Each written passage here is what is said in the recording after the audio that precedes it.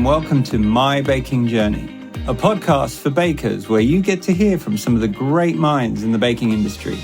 My name is Haf. And my name is Rachel. I'm a baker. I know what it's like to be baking all day alone in my kitchen, experiencing the frustrations and struggles with no one else to guide or support me through it. And I'm not a baker, but I've witnessed all the ups and downs that come with this industry and where it's hard to get a little bit of extra help. So if you're looking for advice, tips, and amazing insight from various experienced bakers, you've come to the right place. So let's give you a little insight into what's in store for you this week. Throughout uni and throughout all the other jobs, I just kept thinking, I want to work for myself, but I don't know what I want to do. I know that I want to make my own money. I went to go and sign up and I got halfway around the sign up and I just thought, I don't want to do this. And I drove to my mum's work and I went, I want to open a cake shop.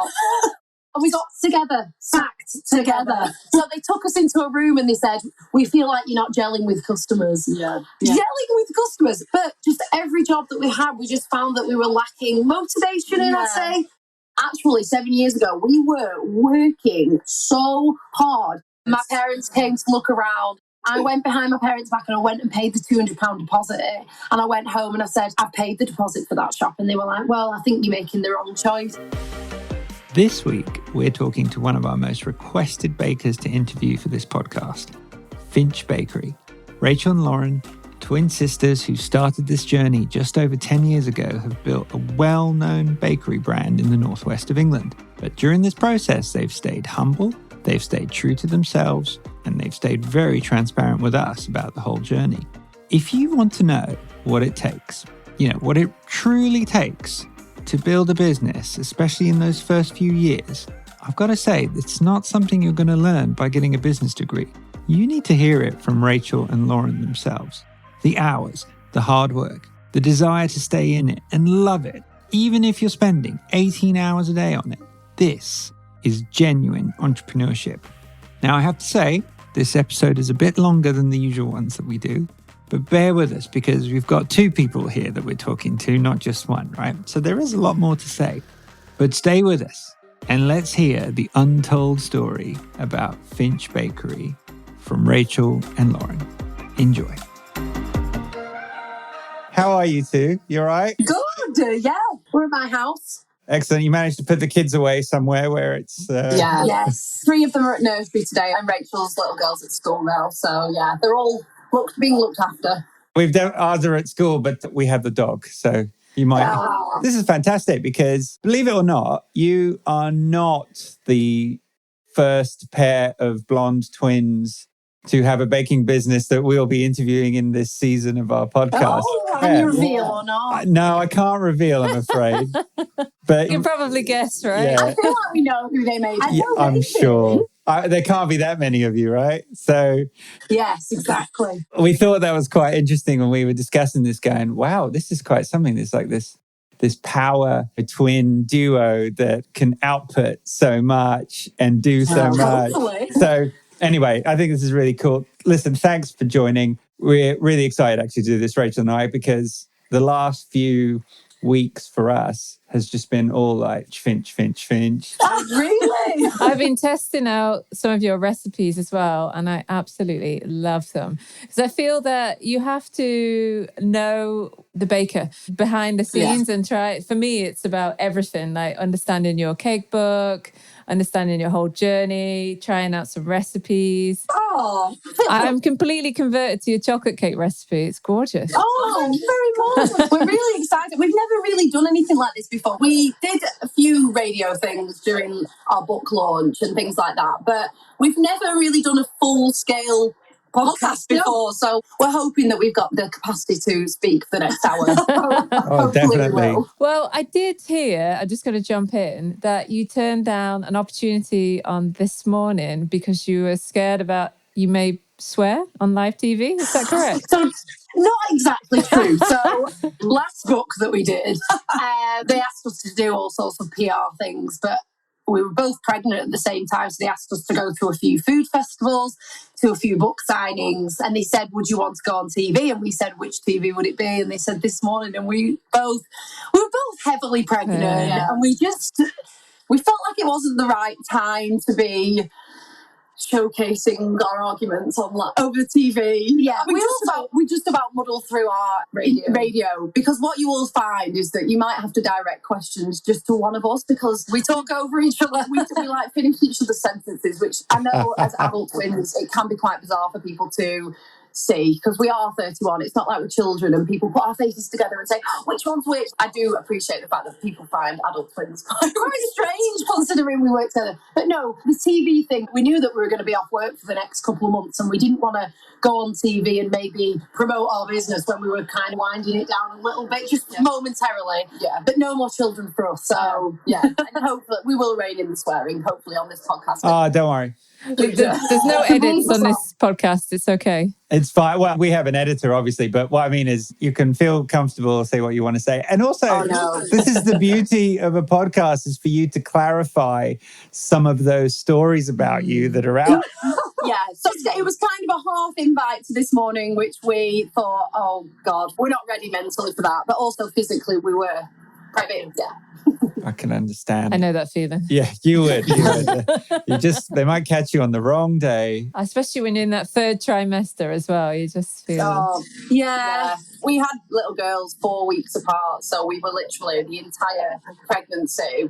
She was like a month ahead. So she'd feel something new and I'd be like, oh, God, I know it's to come. And then, that's fair. Well, I'm sure there is no doubt that you'll get that opportunity in the near future. But listen, this is quite an interesting day that we're doing this because what was it, yesterday or the day before you posted a reel on Instagram with a 10-year point of view. So you must have just had your birthday or your 31st, and then to be able to now sit here with you discussing what is effectively a decade's worth of... 10 years of Finch. 10 years of Finch. Serious. Unofficially, I would say. Officially, we opened our cake shop nearly 7 years ago, but we have been baking for a long time. Yeah. It sort of started when we were 21. We'd been baking previous to that, just as a bit of a hobby. And to turn 21, I'd made our birthday cake. And it just sort of went from there. I posted a couple of pictures on Facebook when Facebook was the most prevalent social media platform. And then I got friends, family asking me to make their birthday cakes. And you used to make them for free, didn't you? Oh, yeah. I feel like in early days of businesses, that's what a lot of people, don't they? They sort of like do things for free. Because we were 21 and living at home and we were at uni, we didn't put everything into it. No. It was never meant to be a full-on career. It was just something that we were doing whilst we were at university to make a bit of extra money. And we enjoyed. Yeah. We just really enjoyed it. And then it just went from there. Can you take us back to that cake?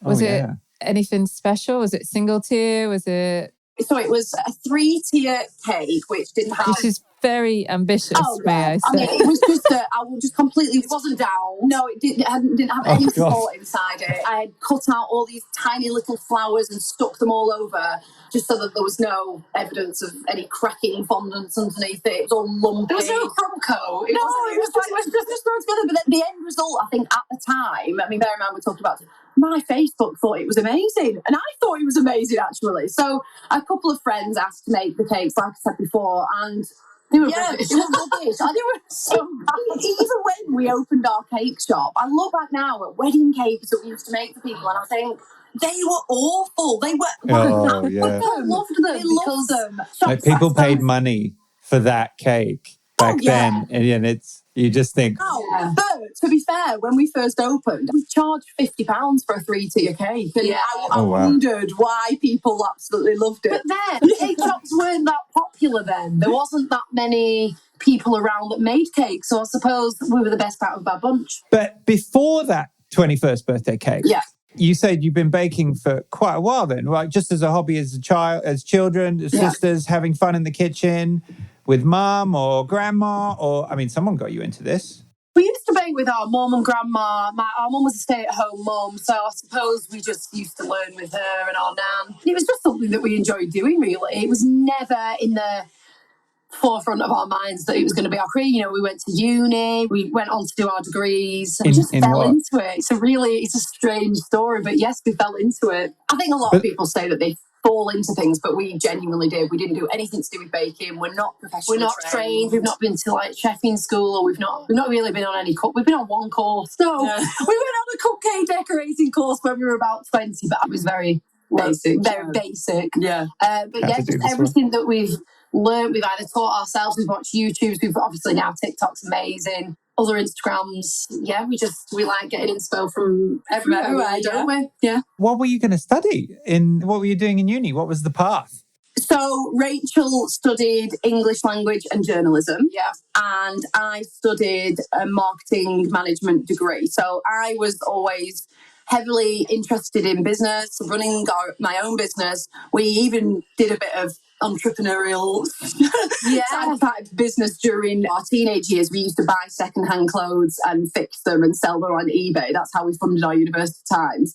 So yeah, I was always interested in business, which is the reason why I went into it at uni. And then in my final year, in my dissertation year, it was when Finch Bakery had sort of been semi-established, and I wrote about it in my dissertation. And one of the things was part of the dissertation was growing a small business on social media, which wasn't a thing then. No, not at all. 2012. What a basic title for a dissertation project, but back then it was been the whole MySpace and Bebo, yeah, that sort of thing. MSN, yeah, all that sort of stuff. But Facebook was quite new. I think Instagram had probably been out for maybe a year or something, but it wasn't a big platform to start on. So it wasn't a business platform. No, it wasn't something. No, it wasn't. So what I did was I set up this page for my cakes, and what I wrote about was how to grow a social media following. So I used to run competitions. I used to do like share and like and things like that, and then write about it in a jumbled up way. And then over the course of a couple of months, 6 months, it just started growing, and I got a couple of thousand likes, which again, back then, now it's absolutely amazing when people are starting out and you've got a couple of thousand followers on Instagram or Facebook. How amazing. But back then, I thought it was incredible. I could not believe how many people were looking at our cakes. It was, and again, everybody starts somewhere, but looking back now, 10 years on, I think, why were they following us? They knew to follow cakes. Yeah. Sorry, I feel like we're going off on a tangent here. I feel like we're just talking and you're not asking us. That's why you're here. Joe, honestly, this is great. We'll direct you from time to time. Don't worry. We tend to blab, so just edit loads of all this out if you need to. But people didn't make cakes back then. I feel like with the rise of the Great British Bake Off and things like that, cakes have become cool again. And again, when were they ever cool? Well, they're cool. They're never fine. They've become cool in the last 10 years. And I think we just got in there at the right time. Yeah, I do. That's genuinely what I think. Yeah.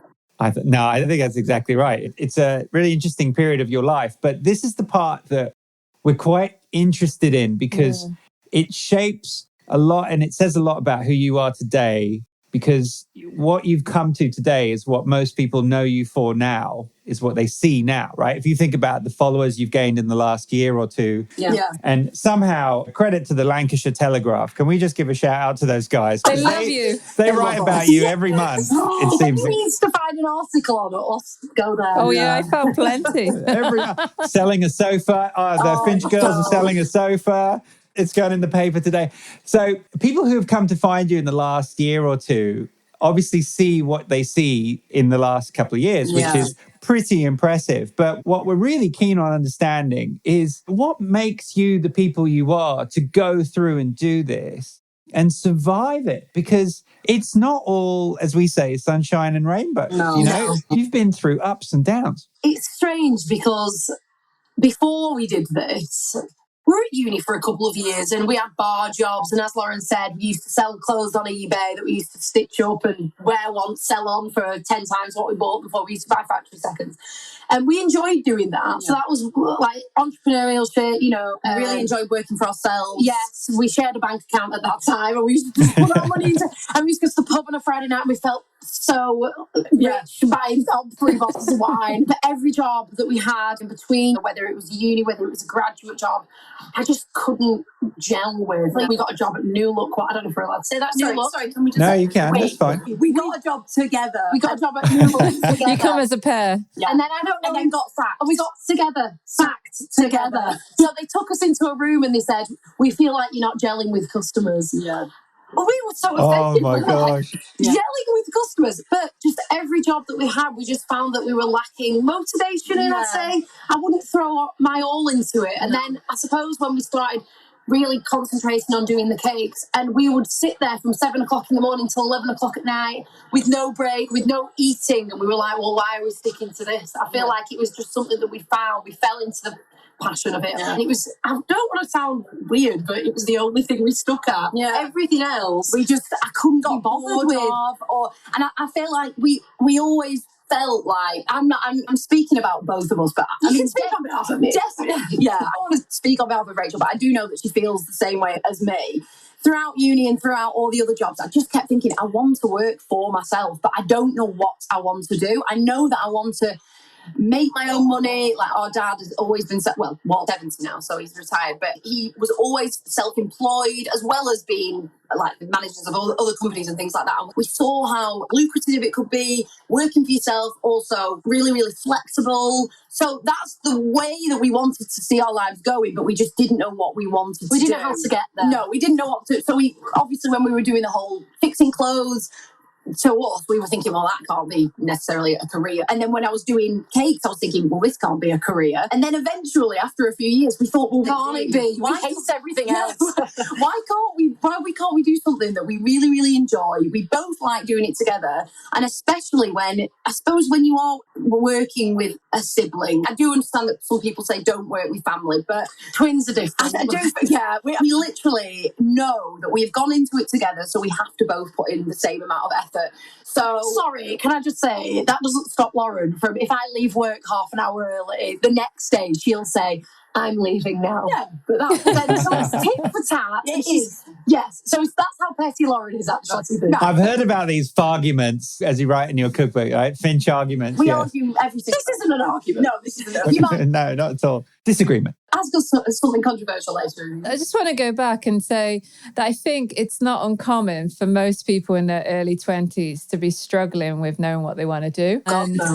I think I certainly did. I remember coming out in my early 20s. I came out of a business degree and thinking, what am I going to do? And it seems like you're on a certain path that you're like, okay, well, I'll go do that. I'll go do my A-levels. Then I go get my degree. Yeah. And then the reality hits of, okay, now what's next? And it's interesting that you were at that time just in searching, what can we do? What can we do? Did you both have this passion for cakes? Because for that spark to come, and were you making any money as well? So I would say when we first were at sixth form and then went off to uni, we went to a grammar school. And I think that a lot of, especially back then, sort of 15 years ago, apprenticeships weren't how they are now. I think that a lot of people go into apprenticeship, very vocational subjects, whereas at our school, it was, you're going to university. But can I also say, they also didn't, I don't think they directed us in a way of how they should have done. For example, I wanted to do journalism. So in my sixth form, I was like, I want to go work in London on a magazine. I want to go work on Vogue. My sixth form was like, you can go and do that. And I fully went to university expecting me to go, and this is what I'm going to do at the end of it. And I think we're not talking necessarily about our school. I feel like everybody they go into sort of the education system thinking, I have to do this, I have to do that. Whereas you'll know, Rachel, you've got a business degree, but you're not qualified in anything. You've not got a degree. So, for example, my husband is a nurse. He went to university, he did nursing degree, he came out of it, is now a nurse. So when you've got a degree that's not a qualification in something specific, it's not like you can fall into any old job. Well, I've got a business degree, so I'm going to work at any business. Yeah. So I do feel like a lot of people, especially university leavers, they will feel confused about what to do next, because unless you're on an amazing graduate program, which you might not know everything about it, then what are you going to do? I've got a degree in business, so I'm going to set up my own business, but then it's doing what? So you're thrown in at the deep end when you graduate. That's what I was talking about when we both left. We went travelling for a while and then we came back and we just thought, well, we'll move to Manchester and work in an office. And we both moved. And it was like, well, what office job? So we went into like a grad scheme. And then when we got there, we were like, this is real life. Yeah, this is real life. And we just hated it. Yeah. So when the Were you still baking at that time so then? this is where we're getting to. So, sorry. So it was actually me that was baking throughout uni. Rachel was having too good a time partying all the time. I used to do both, but Rachel was just party animal. Yeah. So what I used to do is party in the week, and then every weekend I'd go home and just make cakes. And then it got to which you saw the posting the photos of the rose cupcakes. Yeah. It kind of got to Valentine's Day 10 years ago. And I thought, right, well, it's coming up. I'm graduating this summer. I'm going to have to get a bit of money together. So I advertised these rose cupcakes on Facebook. Rachel did not help me whatsoever. It was just me. I literally did 18-hour days, went back to sleep, did another 18-hour day, went back to sleep, 18-hour days. And that's where it catapulted our social media platforms. Everybody started seeing these. Then, like Rachel said, we went travelling. Then we came home, did it for a bit longer, moved to Manchester. I'd met my husband by that point, so I moved off. And then Rachel quit a job out of the blue and went, I'm going to pick up where you left off. I was like, what do you mean? Pick up where I left off? You've never been interested in baking before. So then she did. She was like, let me log into your Facebook account. So she logged into her Facebook account, started making cakes. So you could say that I was the one that grew it. I grew it the year before we opened the shop. Sure. Yeah, if that's what you want to do. That's what you want to say. That's what Rachel started doing. So this is still in your parents' kitchen then? God, yeah. We've moved. So from this point, we've been in Manchester for nearly a year. Rachel quit. I quit. I moved to live with my husband, and Rachel moved back home. So Rachel started doing cakes, out of my parents' kitchen. But actually, that isn't where it ends, because before we decided we wanted to open the cake shop, I thought, I'm going to go back and retrain in beauty. So I was making cake. Yeah, but I just want to jump in and just say that this is what makes you, right? It's like you've got to have some failures or things that you do and you experiment. This could have been like your fourth business, but nobody hears about the other things that you experimented with and they didn't go for anywhere. That's the thing. I don't think I've ever actually told. Well, I probably did at the time, but I've not brought that up in recent years. I was 24, so I'd quit and I went to go back to do a night course in nails. And I thought, I'm going to really enjoy this. And, as the weeks were going on, I thought, this isn't what I thought it was going to be. And then as we got to the September and I was enrolling to do full-time beauty, I went to go and sign up and I got halfway around the sign up and I just thought, I don't want to do this. And I drove to my mum's work and I went, I want to open a cake shop. I don't wow. I want to like open an a cake epiphany. shop. And my mum's colleague was like, well, you need to go and do what's best for you. And I went home and I went to Lauren, I think we should open a cake shop. And Lauren, had you moved up then from Suffolk? No, Sussex. So at this point, I'd been living in Sussex for sort of 6 months and I didn't really know what I was going to do. I actually looked at going back to uni because my husband is, like I said before, he's a nurse. So I was thinking, God, I'd be really interested in doing something like midwifery. So I was literally thinking I am going to completely change career path. I got a job working with 16 to 25-year-olds who were otherwise homeless, so care leavers. I worked with autistic children, just people who were really got nothing. So I was trying to put myself into a position where I had a bit more experience working in social care. And Rachel just came out with it like, we should open this cake shop. And I was like, I've exhausted all avenues. Yes. I think we should just stick to what we know. So I spoke to my husband and I said, Rachel's got this idea to open a cake shop. And he was like, well, do you want to do it? And I was like, yeah, kind of. So then we just made plans, and 6 months later, we'd opened, and my husband quit his job in Sussex, got a job at Blackburn Hospital where he still works, and then we've been here for 7 years now. Yeah.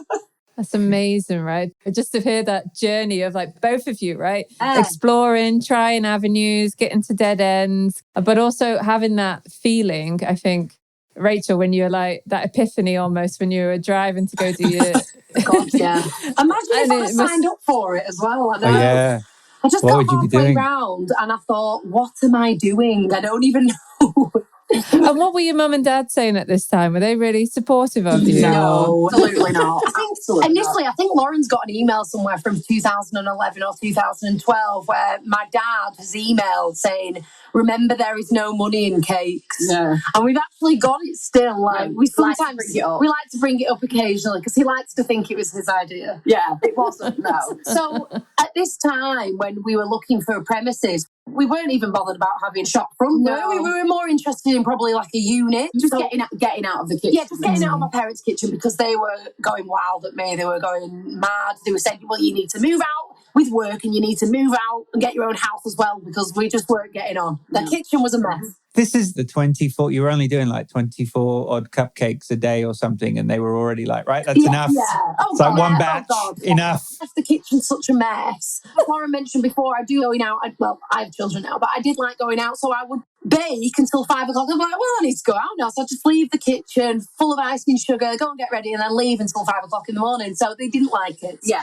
Which was understandable, but it had been going on and off in their kitchen for 4 years at this point. So I think they just said to Rachel, that's fine, but you need to move out and you also need to get your own shop. Rachel, did you have a really good customer base at that time as well? Yeah, I'd say so. It's still very local, just like friends, family. Yeah. And she carried it on from, I suppose, my customer base. So even when we went travelling, we carried on posting photos and people travelling. Yeah.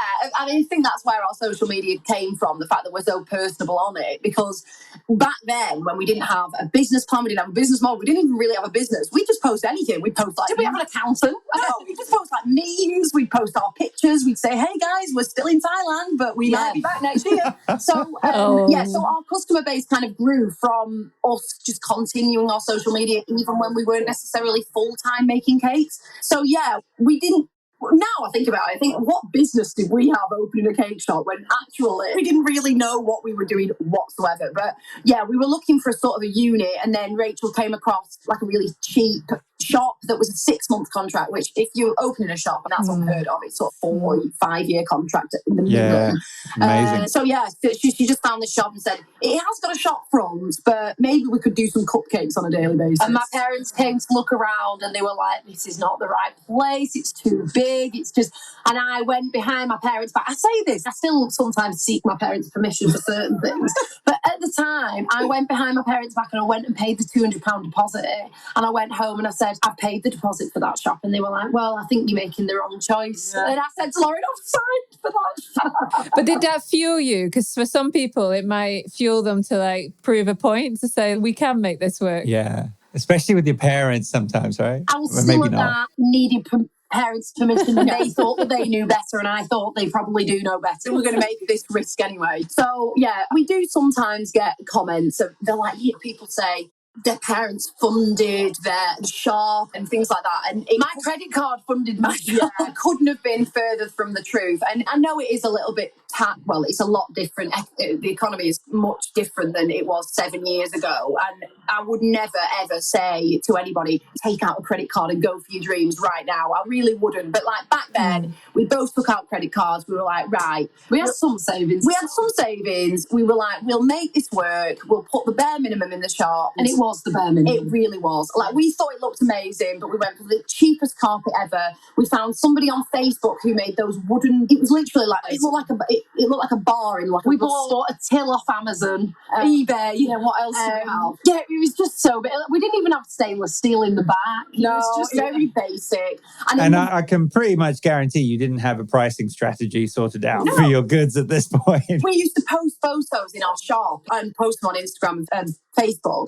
And at this time, our social media was growing, and we had people turning up to the shop and go, oh, your shop looks much more glamorous on social media. I remember specifically a lady came in with a family. She'd come from Chorley, which is probably 25 minutes away.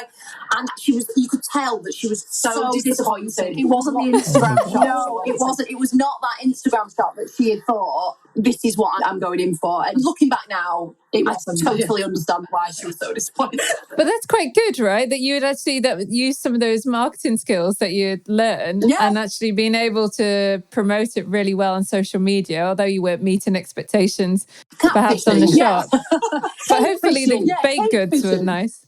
I'm sure Rachel can understand this even more than I can too, because she's like you two. She's from the Northwest as well. Oh. And if you even just went back to 2012, even though you weren't living there, you were living on the other side of the world at that point. But to think about that environment and what was available to people for cakes or a shop or cupcake, there's probably nothing. No. It was probably, like, it was the supermarket, Yeah. if that. Yeah. Yeah, well, you'd have like your Greg's or But Yeah. to get or those kind of actually- bakeries. To get a homemade cake, well, not a homemade, because I'm sure there was lots of home bakers, but yeah, an actual cake shop, they were all very old-fashioned and traditional. There was one trendy. No. Yeah, there was one quite low, remember? Yeah, but it was just... And it had been there for years, and it was a lady who made really intricate wedding cakes. But she ended up closing down and selling some stuff to me. Yeah, So I remember. She gave up. They were far and few between, and obviously, if you even now, I mean, it's 2023, and there's a handful of cake shops around where we are. Whereas you look on social media, and you look in like London, for example, and the market is so saturated. Actually, to visit cake shops, a lot of home bakers where we are. There's not that many even now. So, yeah. I don't know whether this came later, but your brand is quite funky colours as well and quite bright. Yeah. The packaging also really appeals, or branding also really appeals to people. So was that on the get-go, or was that something that came along later? So we actually only got that rebranded about 3 years ago, didn't we? Yeah. 2 years ago. Okay. Yeah. We have been riding on the same logo since 2016, and we still have her on Instagram. Does she do logos and things like that? I think she found her. We found a girl on social media. She designed our swirly Finch Bakery letters that we've still got in neon in our shop, and some cards for us. We didn't have any packaging. We honestly, it's only in the last couple of years that we've really expanded with our marketing, even like packaging wise, and we've never really had that sort of strategy until we thought, God, we're too big now just to be riding on, just to be winging it. Yeah. I mean, we do still wing it. We wing it every single day. We've got no direction of what we're doing. We literally, I'll wake up with an idea and say, Rachel, we need to do this tomorrow. We needed to do it yesterday. Yes. And then we just try and make it work. But yeah, our original packaging, marketing, branding, it was just really kind of based. No, don't get me wrong. That is what made us. I don't want to say it's basic, but we didn't have an idea. We'd mismatch logos. Yeah, and we wouldn't be consistent with everything. Yeah. But isn't that sometimes like how businesses do get successful? Instead of doing all that planning beforehand of like how everything should look, making sure we got all the shiny packaging, making sure it all looks beautiful, actually getting in and getting it done, and then learning as you go along and changing and evolving.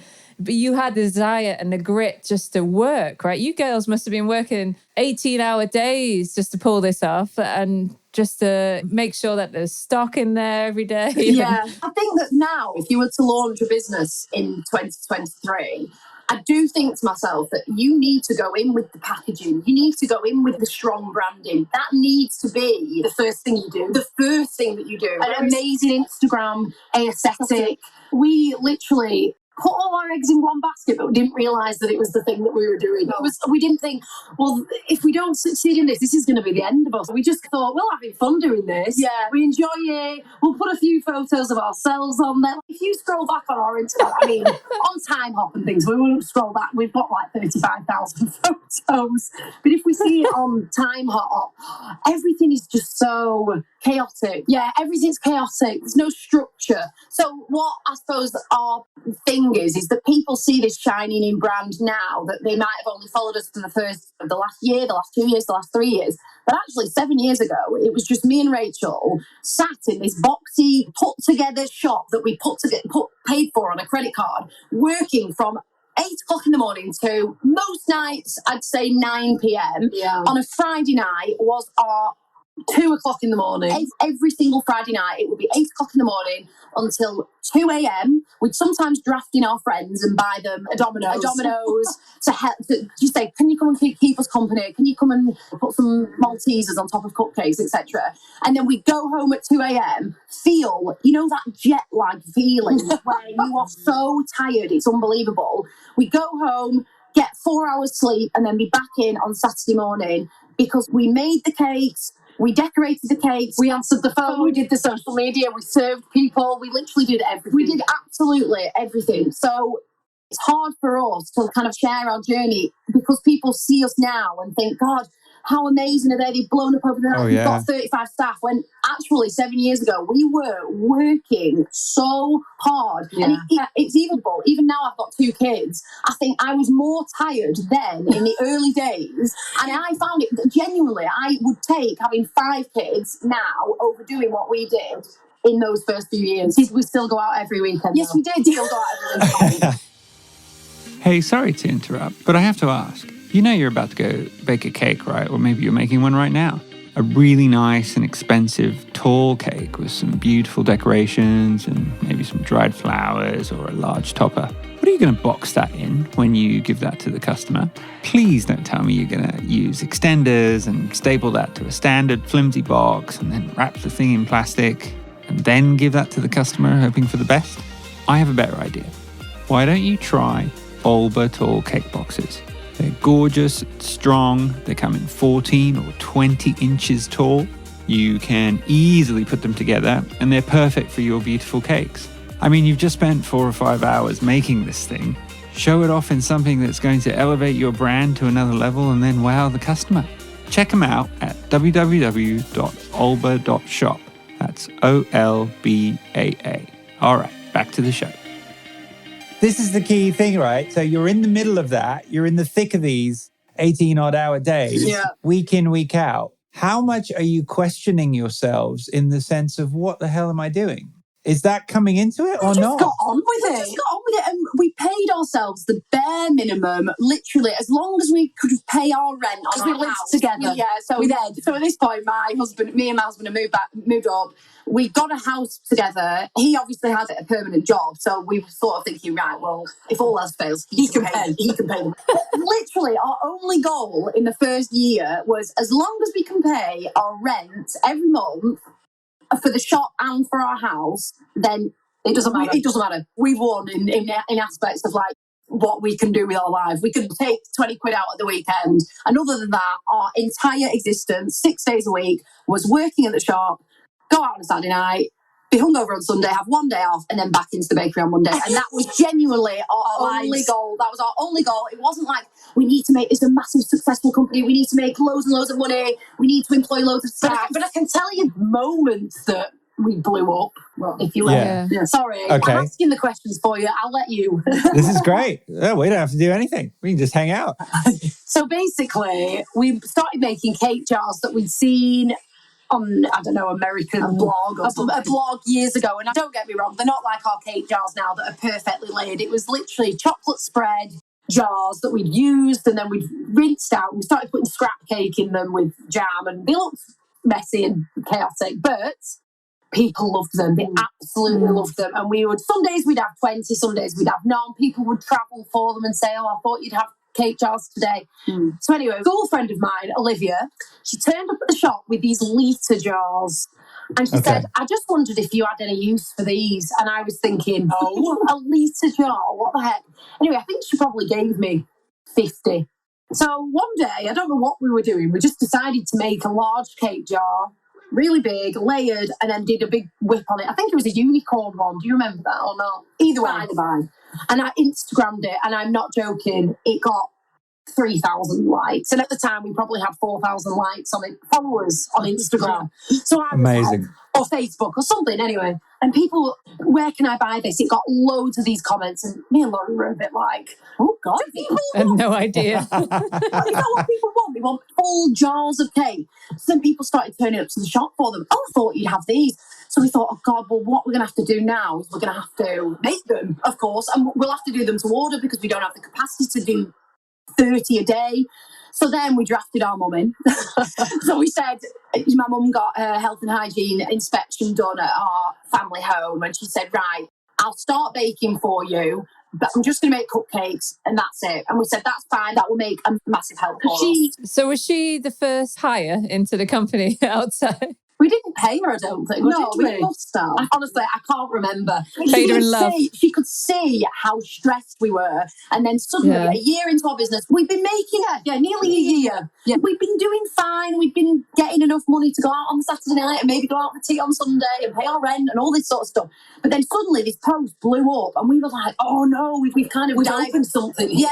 Which actually, a lot of people you will see these days, it only takes a video to blow up on TikTok, or it only takes... We're still waiting for that moment. Yeah, I know, we are.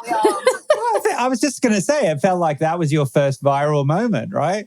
That happens all the time now. Like a video could go viral on Facebook or Instagram or TikTok, and then suddenly they've got, they're inundated with orders. Now, that was kind of our 2017 version. Like, suddenly people are turning up at our shop thinking, well, where is everything? Why?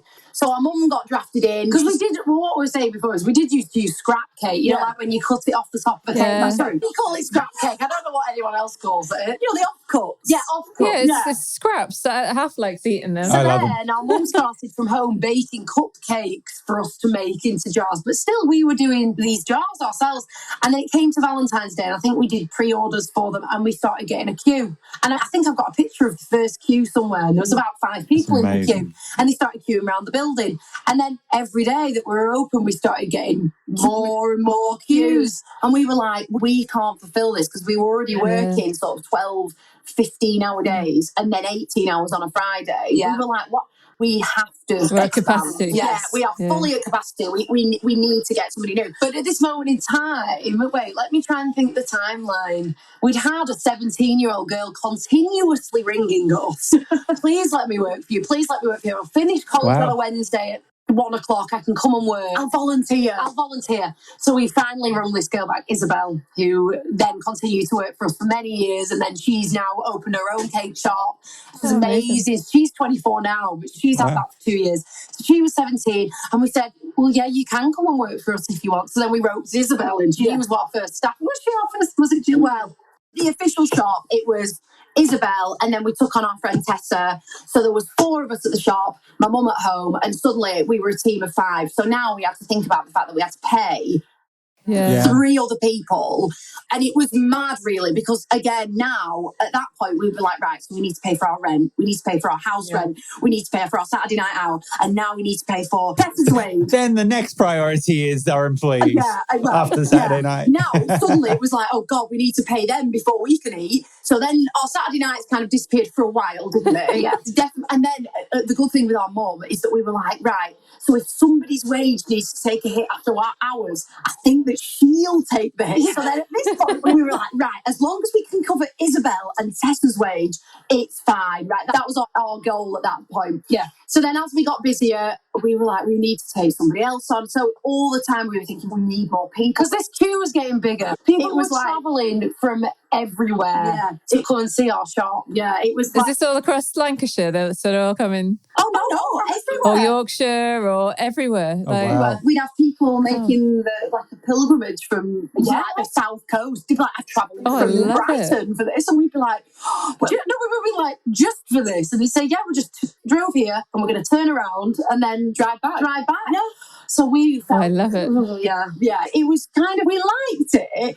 But then we also felt, oh God, we're going to disappoint people. Yeah, we felt really under pressure. Yeah. And the pressure's there, yeah. And then at this point, Tessa, who again worked for us for many years, she's one of our best friends. She's a massive character. She'd started doing videos for us. She'd go live on Instagram, usually when she wanted to have a sit down. Yeah. And we talked about what we were up to. Yeah, we already updated people with our lives anyway, because we were oversharers. I don't know if you can tell that. But yeah, so we started going live, chatting about our day, chatting about what we were up to, doing funny, silly videos. But like with Snapchat filters and things, just very chaotic, very not professional at all. No. Not planned, very just on the fly. Yeah, exactly. Just off the cuff.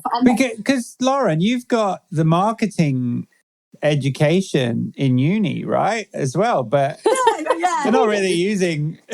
It shouldn't have worked. Well, people buy off people ultimately. I think that is like the backbone of anything. So I do feel like that there's some people who would go into a business and say, well, I'm not going to put my face on anything. I want to be anonymous. Whereas we inadvertently went into that because we were doing it anyway. Yeah. So even though it wasn't a specific marketing technique, it worked for us. And it turned out to be one. Yeah. And people really liked the fact that they could come to the bakery, they could see me, they could see Rachel, they could see Tessa, they could see Isabel, and they're like, God, I can't believe you're real people. And we'd be like, we'd laugh because we'd go, well, we're just doing our thing, like we're just being us, but it really worked. So I think that there was a prevalent mark in our journey in growing social media. We owe a lot of that to Isabel and Tessa because they were just there for Isabel. They were characters in our stories. Yeah, this is it. I love it. Yeah. I love this trajectory with the storyline because we've only really just gotten to how your first hires and things. But this is a milestone hiring people, obviously. Yeah. You have your first hit product in terms of the cake jar, right? Which just blows up. Yeah. And then there's this point where things start to get a bit more real because you look at a second location, you look at more people, you look at things like getting a van, you look at adding more products or services, you've got so on and so forth. So I think the way I really need to phrase this question is, did you pick out some of these things as this is what we need to do now, this is what we need to do now? Or was it the reverse of that where someone came to you and said, why aren't you in this location? Or can you do this? Or do you know what I mean by that? It's like the decision was made for you before you made it? No. So yes and no, in a sense of my mum was baking for our home kitchen again. And then the queues got bigger, we got busier. So then we thought we need to take on another location, but more of a unit industrial estate. So we went to go and view a couple, and our parents were quite heavily involved at this point with decision making, not financial. It was just more of a, we think you should do this. So we went to view a unit, which we're still in now. And we signed the contracts and we moved into there. So then we took another couple of ladies on to make more things, 3 of which are still with us. Yeah. Amazing. So we took 4 people on. 1 lady has retired, and then 2 of them are still with us sort of 5 years later. So amazing. Yeah, it was just with the growth. We grew fast, but then it was also, we didn't want to take too much of a risk. So everything that we've ever done, we've done it really slowly because we could have opened an industrial unit within 18 months of us opening, but we pushed ourselves to the limit and then did it, which I understand, like great risk, great reward, that sort of thing. But we have always just been really cautious, whether that's because we've been a bit cautious in business ourselves, but also our parents who, again, the ones that said that it was a bad idea in the first place, they have helped us so much over the last 7 years with different advice, whether it's business or whether it's as well. But it's been more of a, are all 4 of us agreeing on something? So even though they're not involved, like Rachel said, like they've never given us any money for it. We have paid them when they've done work for us, but they're not directors of our company. They don't have to give the advice. They don't have to be as involved as they are. But we've really appreciated the fact that it's almost like there's been 4 of us rather than just 2 of us. Yeah. Just as the growth came, we just made the next decision to open the next location. Of course. Of course. Yeah. Your honesty about this I think is really cool because there's a couple of things that we obviously need to hit on here. I know Rachel's desperate to ask you about your book because she really has been baking out that thing. But just one more thing I want to talk about before we get to that around your comfort levels and your risk levels as you go through this, because this is what resonates with a lot of our listeners as some of them are new to baking, setting up a business. Some of them have been doing it for a while, but just maybe struggling and figuring out like, what's the next steps for me? Is there a consistent thing that just keeps you going in this? Or is it the customers? Is it what you do every day? Is it your employees? Where is the motivation now? Because it gets harder, right? The more you grow, the more decisions you make. Yeah. So I do see often on social media people posting about the fact that they're struggling and I wish I could be bigger. But do never underestimate the perils of being bigger. Yeah. We're currently in that sort of like month. It's January, for example. People on diets. They don't necessarily want to be spending money on cake. We're also in a living crisis. Yeah, well, of course we are. So we're not going to be the people who say, you need to eat cake. We know that these sorts of things are going to be... This is reality. Of course it is. Like, we're the first things that people are going to cross off the list. But then if you put yourselves in our shoes, we've now got 5 premises where we pay either rent or a mortgage to. We've also got 35 staff where at the end of the month... I feel like it's more than that now. Right, well, let's call it 35 just to round It's a lot. things. It's a lot. We've got a lot of staff members to pay. We've got a lot of outgoings. We've got our outgoings are horrendously big. Like, we have to take a lot of money every month to even cover the bare minimum. Realistically, with everything that's going up at the moment, I see butter prices increasing every day. It's like, at the moment, can you even turn a profit? It's something that we have to think about every single day. Like, where is our money coming from and where is it going to? We have quite a lot of avenues of different income. We've had to diversify because of these reasons. So we started off as just one shop, then we went to 2 shops, then we've gone to, and then done pop-ups and things like that. But then over the last 6 months especially, we've had to think of different ways to diversify our business, to diversify our income. So, for example, we started doing wholesale, which is great. We've sold a couple of recipes as well as doing the recipe book. We've opened a new shop. We sell equipment. We've got quite a lot of different avenues in a sense of one. If something's quiet one week, we really push our focus into another. But the perils of being big is the fact that, bigger or growing is the fact that you have to project that growth forever. Because otherwise, just because you go through like a 6-month really strong growth period, you're going to have to keep that up forever. And that isn't always doable. It's not viable. I think our main example of that was we were just starting our shop and then lockdown hit and we thought, God, what are we going to do? So we just put everything online, and we'd never really been online before. We didn't have proper packaging. We just thought we need to do something. And then because people were stuck at home, people were on furlough, but people still had money, but we couldn't leave the house.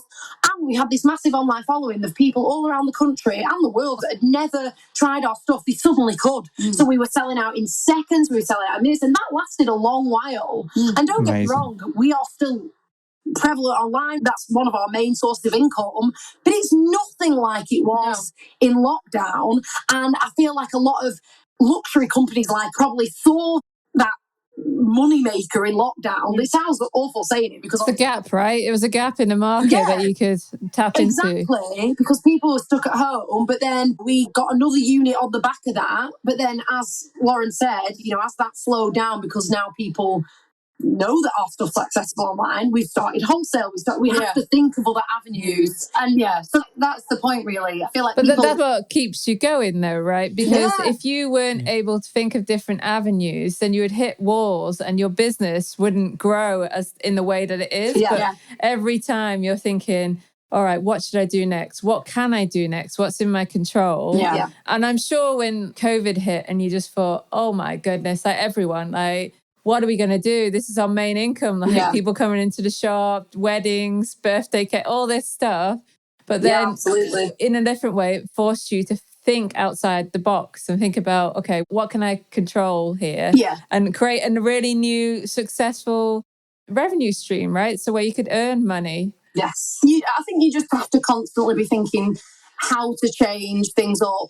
But then with that as well, people don't see the costs behind that too. So much like they don't see the really hard work in the beginning, they don't see the really long hours that you put into it. You think that, I suppose a lot of people would look at businesses like ours and think, oh God, you're so lucky. Aren't you so lucky that you're so successful? But then even things, when we do things like new product launches, a lot of time and effort and money has been put into that. I think sometimes we'll have a box where we've had to pay packaging and it's like 15 grand at a time. I think it's such a big business. I think people still think we bake out of one shop. I don't. But I was going to ask you, as you've grown and kept growing, there's a lot of positive stuff, but how do you deal with negative reviews? Things that might pop up, either someone coming in the shop or someone posting something online or the newspaper running some kind of article on you. Clickbait. I mean, how do you not take that so personally, right? Or maybe you do. No, it's hard because I don't really read reviews. We used to read a TripAdvisor, and I feel like people go on TripAdvisor when they've got a vendetta against you. Yeah. Because you'll go on and there'll be one review ever. So I don't go on those. I genuinely don't go on those. I don't know. It's hard. obviously, when, as you said before, the Lancashire Telegraph that likes to post our every move. So when it was the sofa, when they posted about us selling our iconic sofa, I think we've ran to the paper and like, hi everybody, we're selling our paper. And our sofa, sorry. And then I think when you see things like that happen about yourself, like we're not celebrities. It's not like we're like famous or anything like that. Newspaper articles like that. We're not dissing the Lancashire Telegraph, by the way, because we do totally appreciate all the stuff that they post about us and things like that. But when you see something like that, you think, God, you know, when I see all the gossip magazines about actual celebrities, I think, well, that could never be famous. No, I just think like, well, that must be all completely fabricated, because selling a sofa that we've had for 12 months and it's made the newspaper, I think. So realistically, written about on a daily basis, like, you know, there's posts about them, there's articles about them, there's forums about them and stuff like that. I just think, God, like, how must they cope with that pressure of being spoken about and like in the public eye? And I think when we were speaking about this morning, kind of like interview that they tried to like line us up for and stuff, that was a bit of the reason why we didn't want to go on as well. I don't want to put myself out there. I don't want to be subject to people saying, oh God, look at them on TV, or God, they're not real bakers, or that sort of thing. Like, even you'll hear us now, we're like bubbling on, we speak a lot.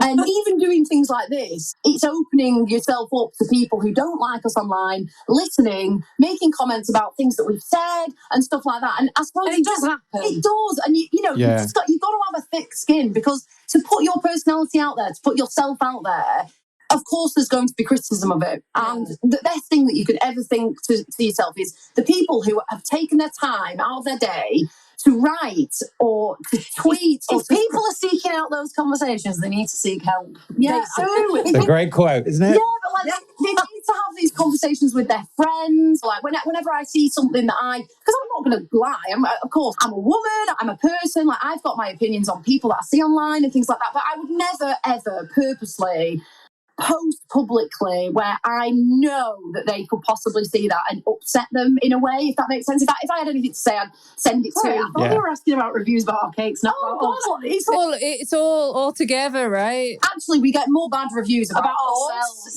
than bad cakes. Like, very occasionally, we will have some sort of TripAdvisor review, but generally, the negativity is about us. Like the Lancashire Telegraph, like I said, the sofa, all the comments underneath it were just about us. Like, you're spot on. People want to see us fail, whether it's you guys, us, you know, sometimes we feel it too, because we sell a luxury packaging product. We feel like it's just going to come on and say, well, I'm not going to pay that. Yeah. And you just think, well, hang on. Look, I've spent years I'm talking to myself now in my head about this, thinking, if only you knew the amount of time and effort and thought that went into this. Yeah. But you just have to take a deep breath, walk away, let it go, because it's not going to help you. No. It's not going to make your job any better that day or that week. No, exactly. So, or you go to gym. I hear both one of you. Which one is the gym goer? Oh, we both. You both gym it. We both. There you go. Take it out. Kickboxing. Is that how you unwind and de-stress, right? Because I'm thinking, both of you, we know we've got 2 kids as well, and we're a duo team building our own business. Yeah. But there's only so many hours that you have in a day when you have kids as well. Oh, God, yeah. So you've got like the family life, you've got your business life. But where do you switch off? Is that just basically pockets of time? Like maybe when you go in a supermarket I think one of you posted that. We've actually been talking about this recently. So me and Lauren actually only work, we go into work 3 days a week. But then the other times we do have our children or one of our children and I actually was doing some work on a secret project on Sunday. I won't go into too much detail. Yeah, sure. I was doing some work. So I asked my husband, I said, will you take the children away? So he took them away and I actually was in bed. We were writing on my laptop and I thought, I don't remember the last time I was on my own in the middle of the day for no reason. And I was obviously working. But this is the thing. I was working. You were still working. Yeah. I wasn't just sat there doing nothing. So no, actually, this is our New Year's resolution that we actually need to take more time to just sit in a room on my own and do nothing. Yeah. I find it very difficult to de-stress. Even the times when I've managed to go on holiday for a couple of days, I'm still working. We are constantly working. We are working Monday to Sunday, whether we are physically in social media, allergens, updating like emails. I do the wholesale orders. Yeah, just everything. Don't get me wrong, and I definitely want this to be said. Like, we have got absolutely amazing staff, and we would not be anywhere without them. No. They work so hard for us. They work round the clock and overtime if we need it. We're doing something. Then at the same time, we also feel like we also work 24/7 too, and we don't have.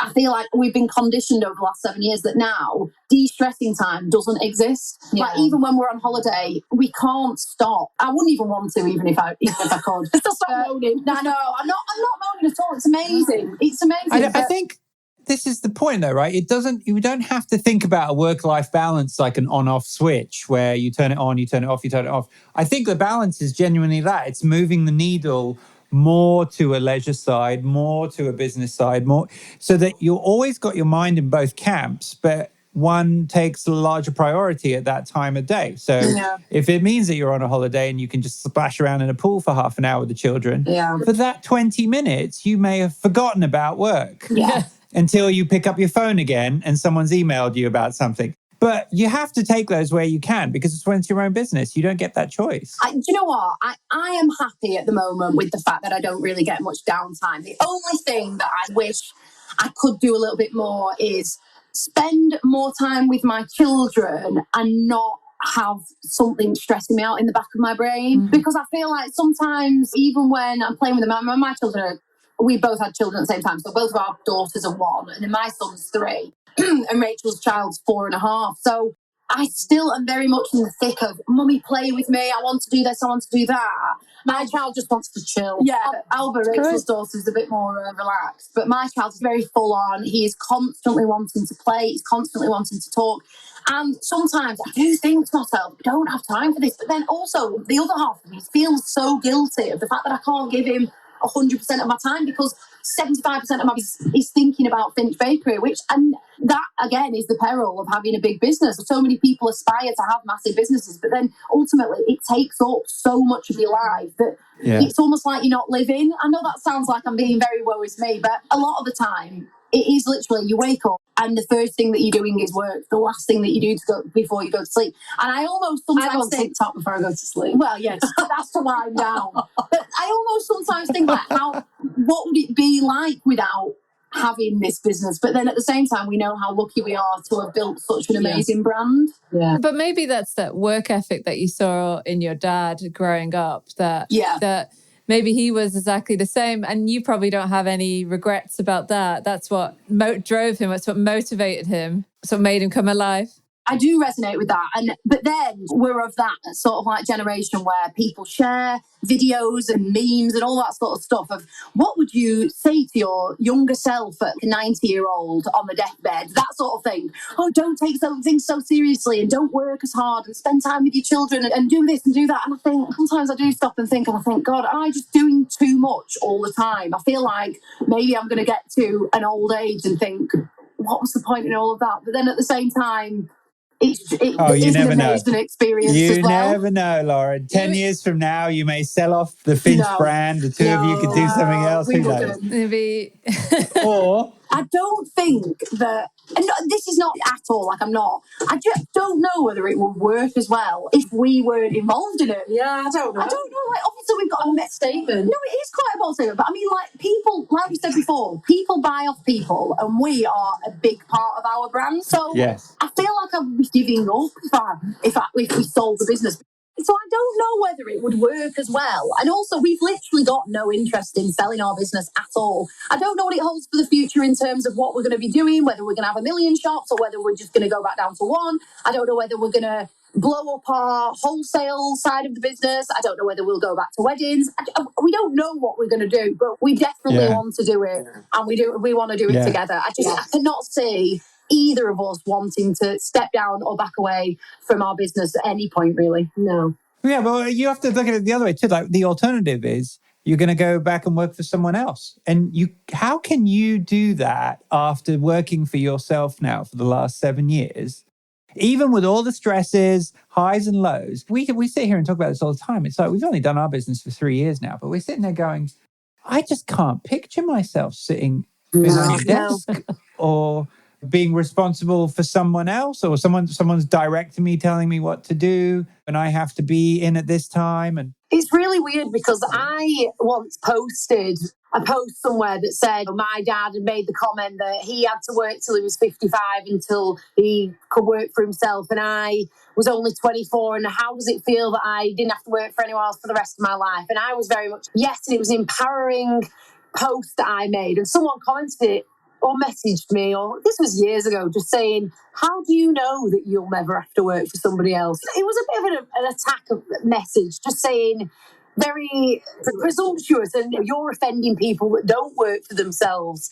And I just kind of thought, oh yeah, but I've never thought that I will not have to work for myself. No. I feel like everything crashed and burned tomorrow. I feel like me and Lauren would find ways to adapt and change and do things that we could still just continue Finch Bakery, whether it was, as Lauren said before, through shops, just through online. I don't know, but it's just not in our... And I'll probably be sacked from the jobs going forward as well. So. Can I just do a little segue, just talk about your cookbook before we wrap up the call? I just want to open this up because I think for me, if I look at your book, it's absolutely beautiful. I'm just holding up a copy of it right now. Thank you. But it's more than just, there's loads and loads of recipes. There's lots of templates. There's lots of advice. Yeah. The measurements. There's a bit about you guys. There's a bit about lining tins and all that stuff. How much time goes into something like this? Like the reality of it? Because I'm looking at that going, it's a piece of art, right? Your book. It's beautiful. So we were approached for this book in 2020 during the pandemic. And it was a time where we had quite a lot of spare time. So it was fabulous during lockdown because we had nothing else to do other than experiment. We were writing recipes every day. It was still stressful, don't get me wrong, but the shop was closed. Yeah. So all of our amazing staff, they were doing all of the online things. We just had to do a bit of social media, etc. But the effort and work that goes into into books is... I don't even mean from us. I mean, from everybody. The photography team, the direct, the food stylist. Yeah, there's so many different people working on your book. And we, at the time, were like, I can't believe this is all for our book. Yeah? This is unbelievable. I mean, but I suppose it's like any industry. If you don't work in publishing, you wouldn't know. You wouldn't. But one thing that I would say about when you are writing a book is that they are very assumptive that you are literate. Because really, they just found us on social media. They were like, we could have missed the email, to be fair. It wasn't like they consistently emailed us. No, they just sent one email. Yeah, so they literally found us on social media, contacted us, said, we'd love to write a recipe book. And we literally had to write it front to back. Yeah. I mean, yes, obviously there is an editor and they've done an absolutely amazing job, but everything from blurbs to descriptions, everything, terminology as well, just everything. And that is insane. It's an insane amount of work, but thankfully at the time we did have a bit of extra time. So yeah, so much work goes into it. So out of your 18 hours of working hours, you were dedicated. I think this is the timing, right? Because this is lockdown now. So this is what an opportunity, because you're in lockdown. Yeah. This is really your main chance to do it. It's the effort that you needed, but at least the shop was closed. So that wasn't taking up so many hours of your day. Yeah. But still, well done, girls, because it's a gorgeous book. And some of the reviews as well. I mean, you've got 5-star, amazing, 86%. When I looked at it, 5-star reviews on from Amazon, over 2,000 customers who purchased it. Amazing recipes, which are easy to follow. Best recipe book ever. Love it. To get this kind of review and a Sunday Times bestseller, you must have been ecstatic. You saying this now, it kind of brings it all back because again, like I said before, we don't really check reviews. I don't know what it is. I just don't go on it. Don't want to put ourselves in the position to be upset. Yeah, maybe. But it's just you saying all this. I'm like, oh, yeah. You know, I do think that because we're... You should go read them on Amazon because they're so honestly, I don't think I picked up any bad review on there. And to get that kind of on a recipe book, and it's beautiful. There's lots of pictures and the recipes work really well. I've tried quite a few of them out. So I just want to say that, I mean, you must have put hours and hours, a good, I'm guessing 6 to 12 months into that. Well, we also work. I felt like I was back at uni. Do you know what? When I was at uni, I used to be on the last deadline, writing essays at 2:00 in the morning when it was in Fraser Clark. And even though the concept was there for some months and we were like messing around with recipes for 6 months, if not longer, pen to paper, I think we probably did it in about 3 weeks. But but literally My goodness. 18 hours a day.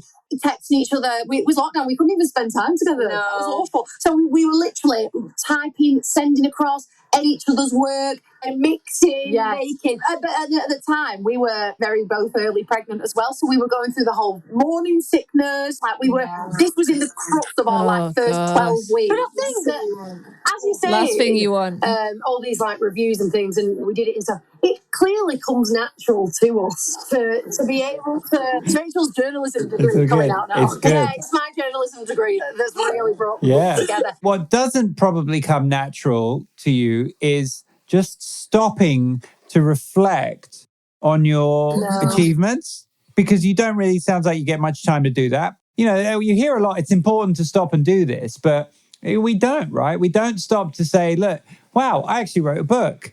You just write a book and then you just move on, right? But you stop to think, I actually wrote a book and people like it. And it's a Sunday Times bestseller. But going back to what we were saying before about not everyone knows everyone's financial situation. And if 1 week we're really busy with wholesale and 1 week we're quite quiet in the shop and we have to think of doing, you get a bit of imposter syndrome when people say things like that too. You've done so well. But then sometimes I think, but we're not doing well this week. And it's hard to congratulate yourselves on achievements when you're just constantly striving for the next thing. So people say to us, oh my God, you're smashing it, girls, you're smashing it. And sometimes, like Rachel said, we don't feel like we are. So then, because we're not striving for fame, it's not about like, I don't know how to explain it. I feel like we're kind of going back to... I can say it this way. I think we rate success based on financial success. Yes.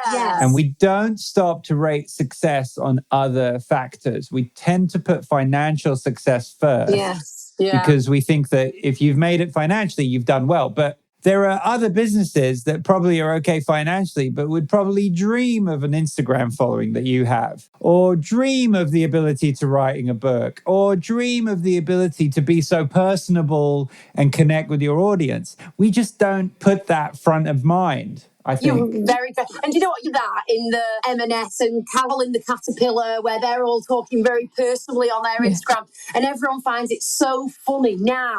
And I think there's a face behind the brand, because that's the marketing technique of today. Whereas I feel like, because we did it years ago, I'm like, oh yeah, people do like it. Yeah. I mean, it's hard because I suppose in this, climate like we've been speaking about, in a way, sometimes we feel like we're back in the first year of us opening. If we can just get through this week, if we can just get through this month's rent, if we can just get that. Sometimes in some weeks, we're like thinking, oh my God, I hope that we can pay the staff this month.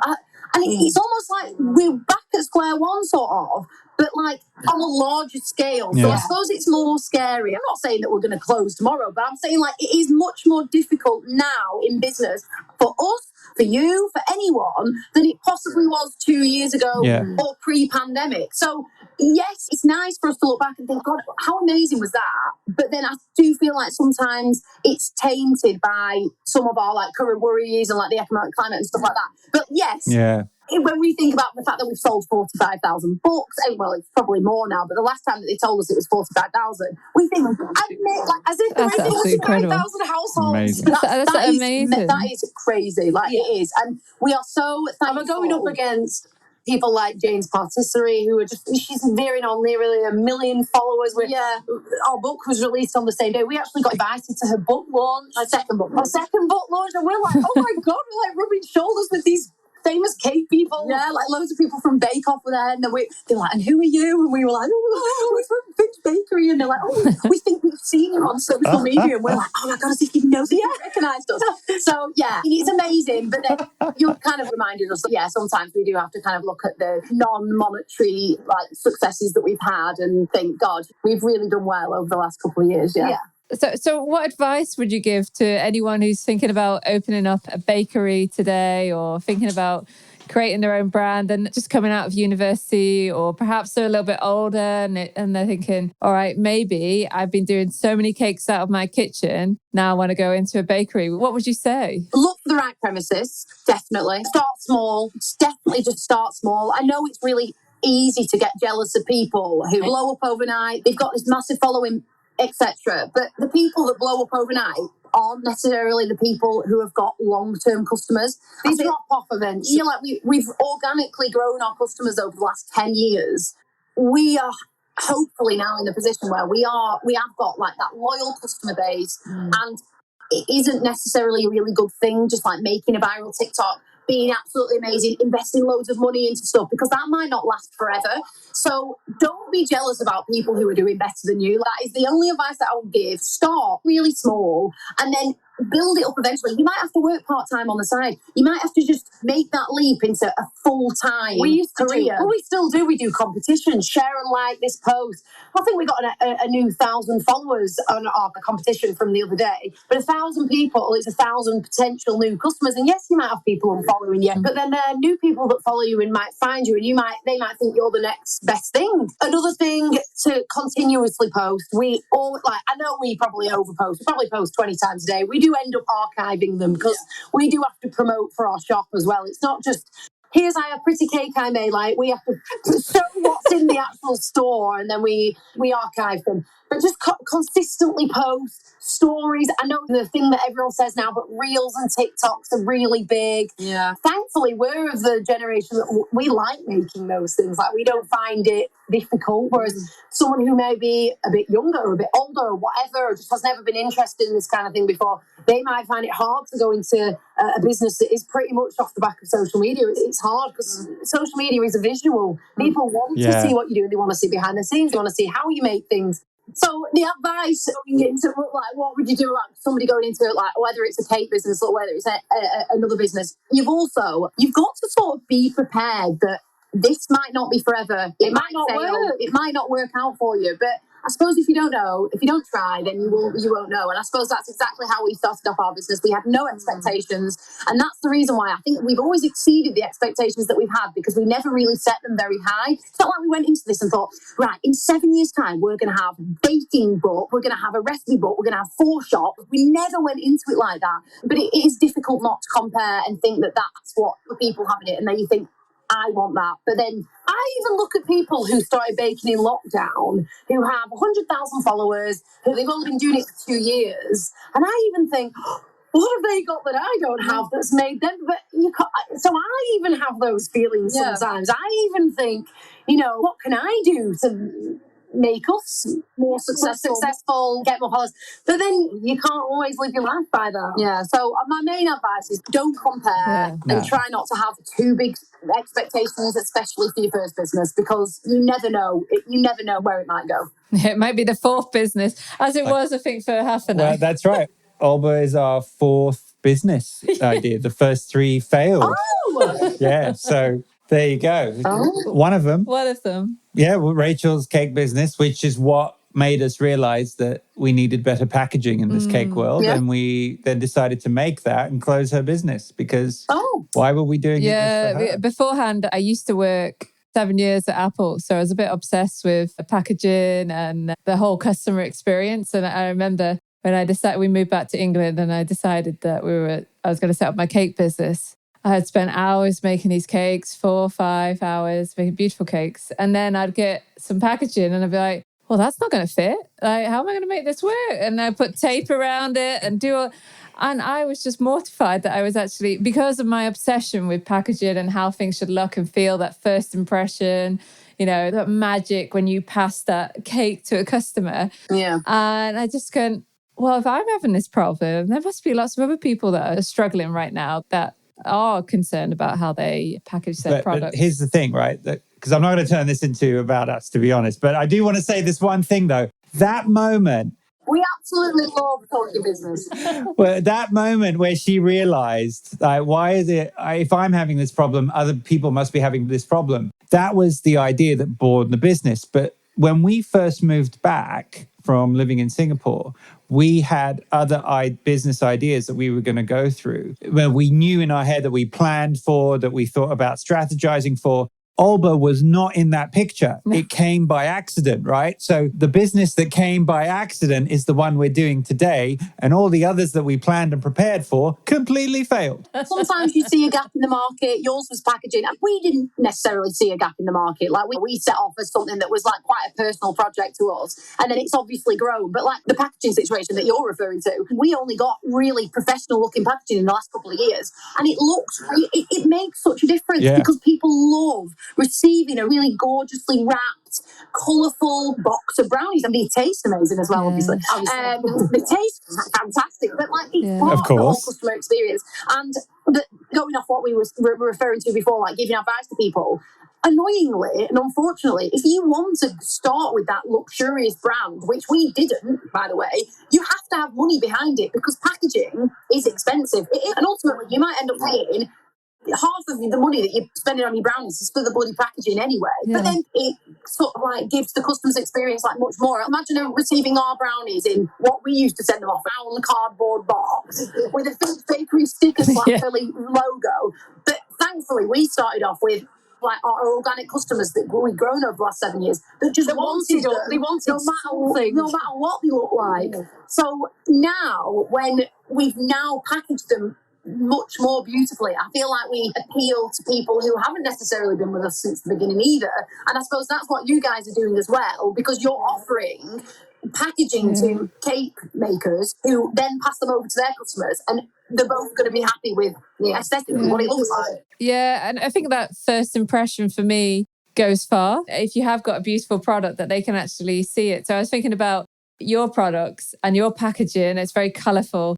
And the thing is, then it gets shared on social media. So someone will open up one of your boxes and they'll love like that rainbow design that you've got, like sort of psychedelic. Yeah, psychedelic. Like, I mean, it's very unique to both of you. But they'll open that up and then get that. Oh wow, that's so cool! And so they're already heightened anticipation of eating your brownie. This is so exciting. So when they eat your brownie and that's matched as well with their or exceeds their expectation, like that whole experience is magical, right? Yeah. For example, we also do our own cake decorating equipment, which people, of course, they'll use it on their own reels and videos and TikToks, which then in turn it turns into free marketing for us because people are, even if they don't tag us, people can see the logo on there. Yeah, they can see the logo on there. Then I want my cakes to look like that and that sort of thing. So we're going back as a full 360 when I was writing about in my dissertation 10 years ago that social media is helping small to medium-sized businesses. That's all we've relied on, really. Like, we've never paid for marketing. We did local magazines back in the very, very early days, but it didn't really amount to anything. So everything that we've ever done marketing-wise has literally been free. And as we get bigger and as a company gets bigger, all those aesthetic things that you're selling, the packaging, the scrapers, the things that people can see your logo on, it just gets shared and then more people are buying off you. That's it. Yeah, it kind of is like product placement.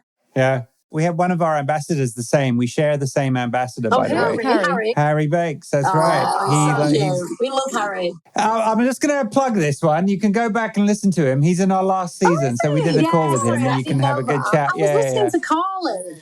I was listening to Cupcake. Yeah, sure. Go listen to the one with Harry. He's a very laid back, lovely guy. All right, so listen up, ladies. It's been incredible talking to you. We love to wrap up with a couple of quick fire questions. First thing that comes to mind. So you can both answer these. We don't need to do turns or anything like that. All right?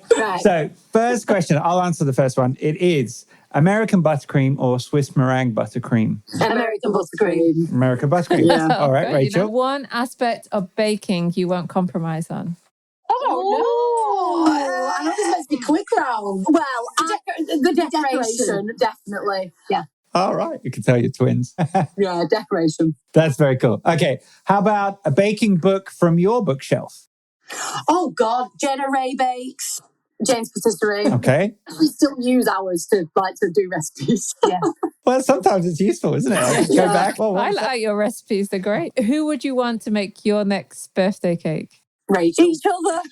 Do you feel you had to say that? Do you know what? It's really strange, but like, because we're in the cake industry, when I got married, my first thought wasn't, what cake am I going to make? It wasn't like, to me, I feel like I've been desensitized to birthday cakes and wedding cakes and working in the industry and stuff like that. So to me, like, we didn't even make our children birthday cakes when they were one. And that's the first thing that most people think that you're going to do. Or you turn up to a party and they're like, where's the cake? And we're like, what, you expect me to bring a cake every time we come to an event or something like that? So I feel if I was thinking about getting an amazing birthday cake, I just make it myself. I wouldn't necessarily like desperately want a cake, but I don't know, that's because we work with cakes all the time.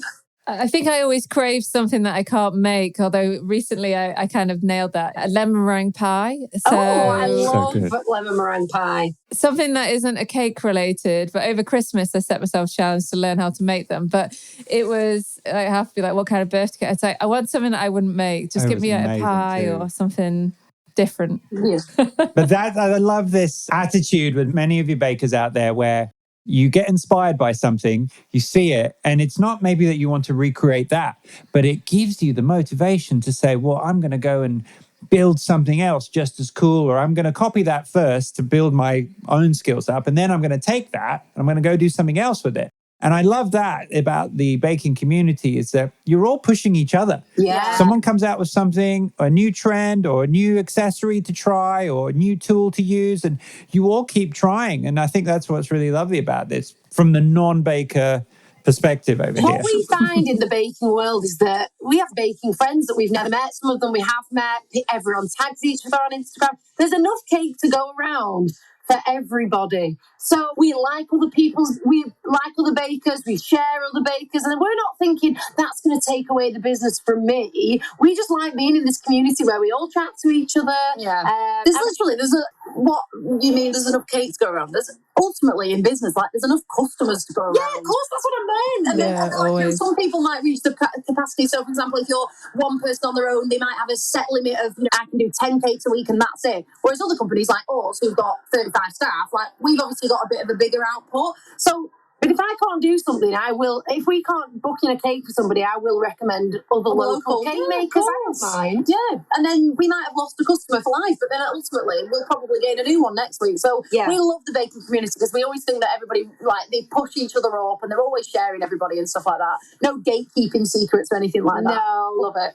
That's brilliant. That's right. Well, listen, we've had so many people message us wanting you on this season of the podcast. Yes, so many. Actually. No, honestly, I'm not just blowing smoke. This is really true. You're probably one of the more popular requested people to have on this podcast. So we're just so thankful that you made it on and really appreciate your time. And I hope you enjoyed it. We had a great time. Yes, I think a lot of people are going to get a lot out of it. Absolutely. No question. So thank you to both so much, and we'll catch you both very soon, I'm sure. Thank you so much. Thank you. All right, Rachel, that was quite a lively discussion with the Finch twins. What do you think? I just loved it. I just love how honest and direct and how they shared everything, warts and all, about what it takes to really, really grow a business like theirs.